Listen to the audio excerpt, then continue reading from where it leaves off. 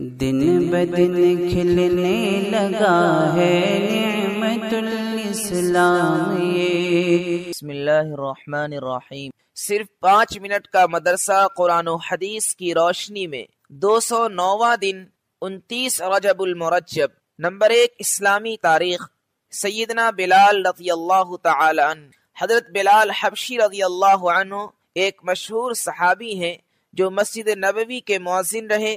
ان کے والد کا نام رباح اور والدہ کا نام حمامہ تھا۔ آپ رضی اللہ عنہ حبشی النسل تھے۔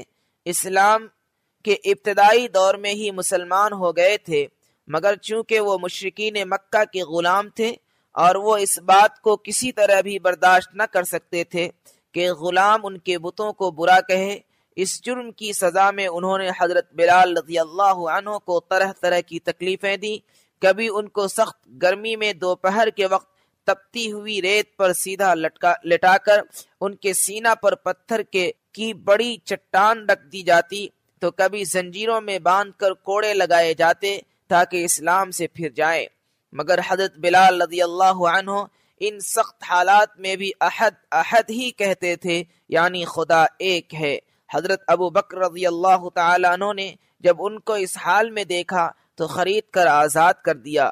حضرت بلال رضی اللہ عنہ نے صرف مدینہ کی ہجرت کی اور غزوہ بدر اور دیگر تمام غزوات میں حضور صلی اللہ علیہ وسلم کے ساتھ شریک رہے۔ حضور صلی اللہ علیہ وسلم کی وفات کے بعد ملک شام چلے گئے اور سن 20 ہجری کے قریب دمشق میں وصال ہوا۔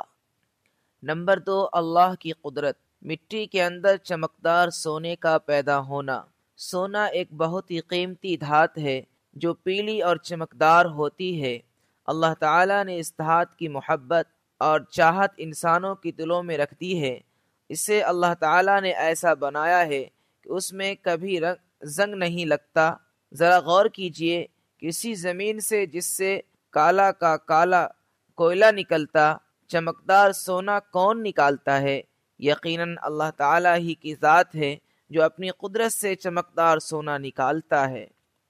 نمبر 3، ایک فرض کے بارے میں۔ اللہ کے نزدیک پسندیدہ عمل۔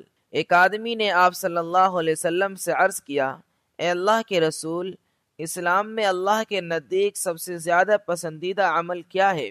آپ صلی اللہ علیہ وسلم نے فرمایا، نماز کو اس کے وقت پر ادا کرنا، اور جو شخص نماز کو جان بوجھ کر چھوڑ دے اس کا کوئی دین نہیں ہے، اور نماز دین کا ستون ہے۔ نمبر 4، ایک سنت کے بارے میں۔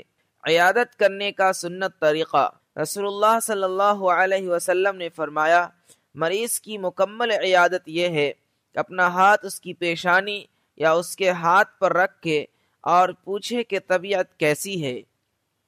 نمبر 5، ایک اہم عمل کی فضیلت۔ قرض دار کے ساتھ نرمی کرنا۔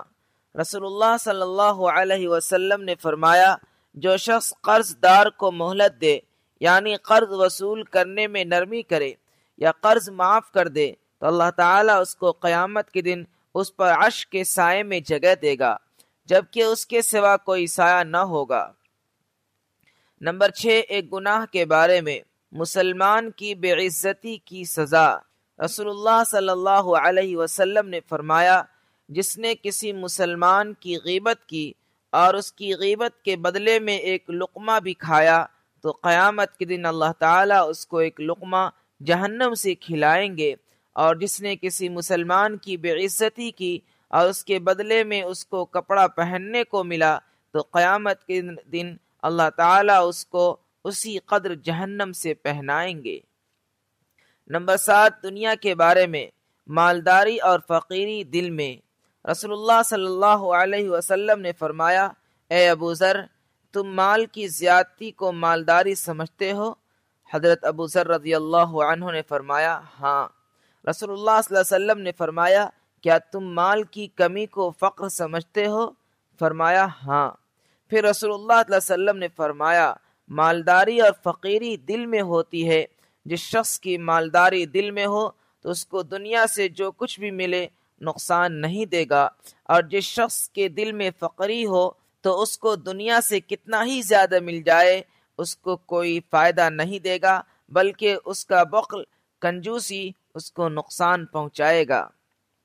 نمبر 8، آخرت کے بارے میں کھولتا ہوا پانی۔ قرآن میں اللہ تعالیٰ فرماتا ہے بس ان دوزخیوں کو کھولتا ہوا پانی پینا ہوگا۔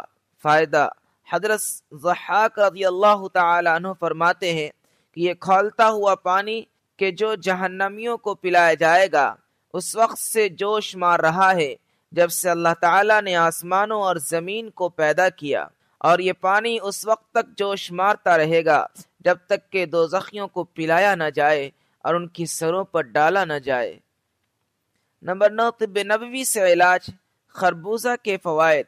رسول اللہ صلی اللہ علیہ وسلم نے فرمایا کھانے سے پہلے خربوزہ کا استعمال پیٹ کو بالکل صاف کر دیتا ہے اور بیماری کو جڑ سے ختم کر دیتا ہے۔ نمبر 10، قرآن کی نصیحت۔ قرآن میں اللہ تعالیٰ فرماتا ہے تم نماز قائم کرو، زکوٰۃ ادا کرو اور اللہ تعالیٰ کو اخلاص کے ساتھ قرض دیا کرو، یعنی اللہ کے راستے میں خرچ کیا کرو، اور جو نیک عمل تم اپنے لیے آگے بھیج دو گے تو اس کو اللہ تعالیٰ کے پاس پہنچ کر اس سے بہتر اور ثواب میں بڑھا ہوا پاؤ گے، اور نیکی کر کے اللہ سے گناہ معاف کراتے رہو، اللہ تعالیٰ بڑا بخشنے والا اور مہربان ہے۔